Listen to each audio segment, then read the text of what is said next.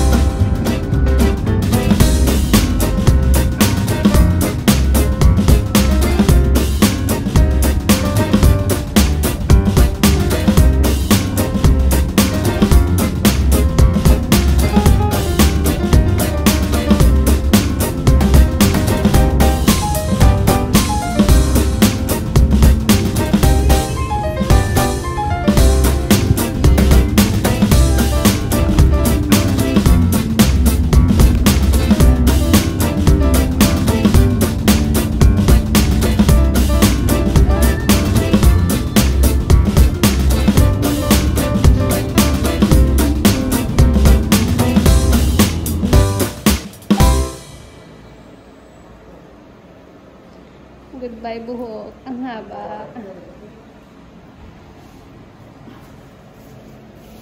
Galing kahaba.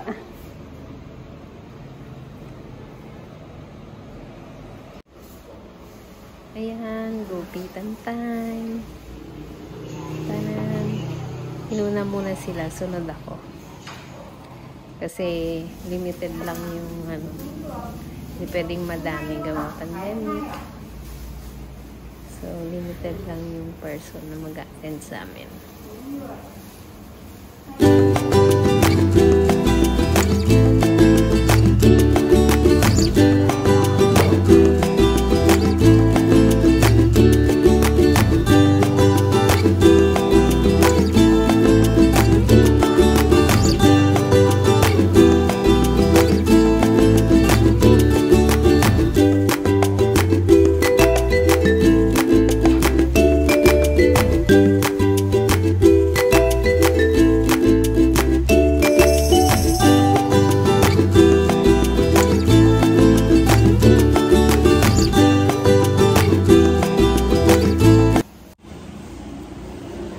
Ayan guys, yan ang totoong itsura ng buhok natin kapag kasabog-sabog at di pa naaayos. Lumabas na yung mga kulot-kulot natin.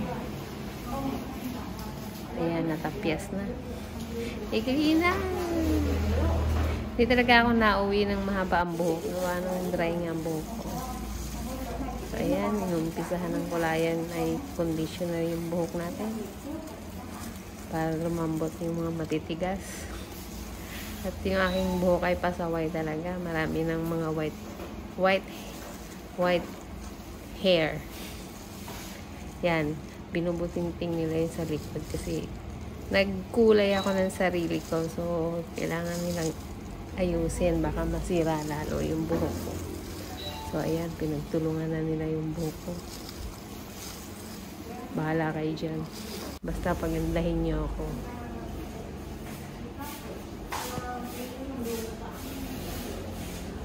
Ayan na. Ayan na sila. Sila yung mga na-conditioner na rin. Hair color na ba yan? Na-conditioner na. Gamot para sa pagtuwid na ng buhok yan. Ako nasa pagkulay pala. Ewan ko anong ginagawa dyan sa buhok ko. Ayan, hindi ko alam. Basta bahala sila dyan. Nakakainip. Hindi masyadong maraming tao.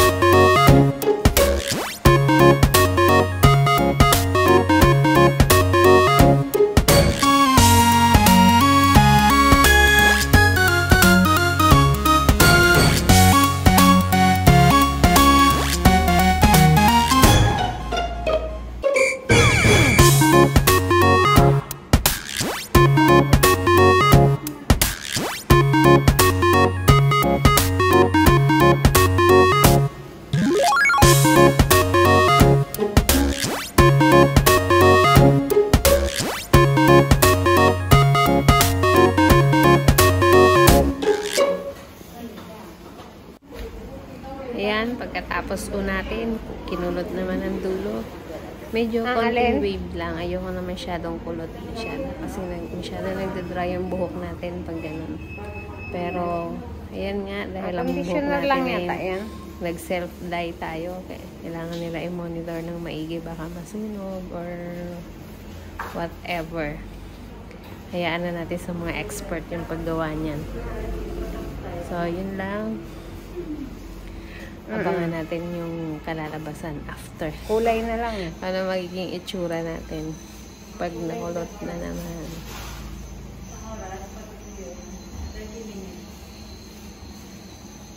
$30. Kulay ko nga 5 minutes lang eh. Pag ako nagkukulay.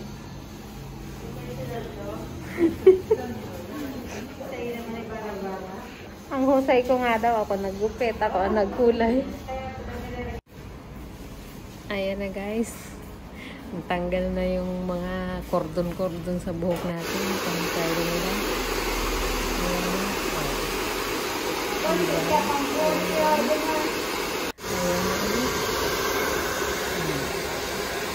Diba? Naliguan na. Masyado lang sakit-sakit ng tao po. Tinatawag yan ang tiis ganda. Ako po.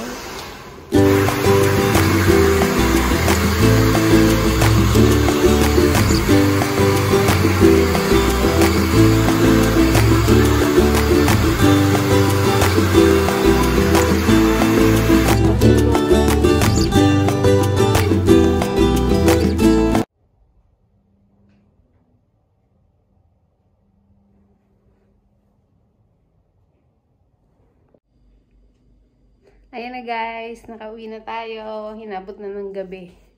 Ayan na yung end result ng ating hair. Ayan, kita nyo naman. May kulot-kulot na siya sa dulo. Medyo naunat na yun dito. Pero pag naliguan yan, mawawala na ng paunti-unti ang kulot na yan. Hindi siya masyadong. Para medyo wavy-wavy lang. Naikli yung buhok natin. Pero at least hindi siya nakulayan ng ibang kulay. So, medyo parang naging gray-black lang. Kasi, gawa nung kinulayan ko yung white hair ko dati nung hindi nakakalabas. So, hindi kakapit yung kulay. So, kailangan muna natin siyang pahabain bago makulayan. Pero, pinakulayan ko ng yung dito banda meron. Yan. Yung dito kasi, lagi kong kinukulayan ng black. So, ayan, ayaw tumalab. So, kailangan muna nating pawalain yung dating kulay. So, yun lang. Salamat sa inyo. Isama ko kayo sa mga susunod kong journey. Medyo ingat pa rin kasi nga may COVID. Pero, stay safe everyone. Ayan, update guys. 1 day after. Ganyan ang itsura ng hair natin. Kanina pumasok tayo, mukha tayong artista. Mukhang aanak ng mag-aabay. Ayan, satisfied naman ako sa result. Malambot yung hair ko. So, kung nandito kayo sa Vietnam at nandito kayo malapit sa area ko, PM nyo ako kung saan yung salon na yan. May re-recommend ko sa inyo. Gumagawa din sila ng mga labi, kilay. Yun lang po guys. Salamat sa panonood, sa pagsama. Thanks for watching. Ingat palagi po.